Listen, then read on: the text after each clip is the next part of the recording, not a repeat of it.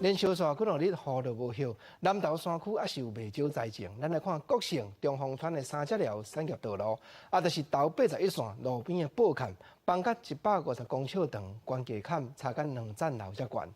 尤其是报坎一直涉水出来，大家嘛烦恼讲，惊是会走山。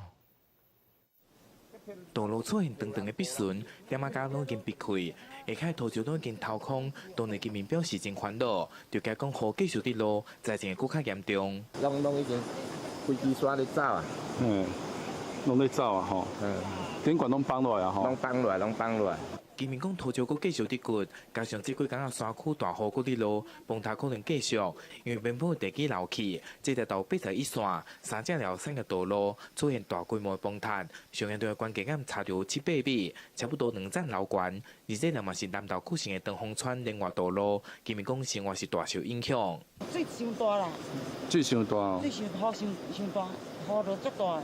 那农产无都运送，当地居民更较烦恼，山区大雨阁继续滴落，而边坡含水量也是真悬，土石愈来愈松软，加上往下较来积，道路吹气愈来愈严重，地基嘛漏气，随时有土石流甚至走山的危险。边仔行咧过，迄边更严重。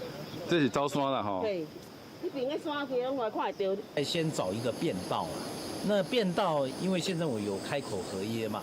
他会去便道的部分，我们会去想办法去解决。公司嘛，这条更是白来封路，估计影响有将近100户住户，必须西路车通风玻璃，车顶大约加了将近1点钟。政府除了今年规划修整2条替代道路，嘛将强化边坡，维持当地居民的通行安全。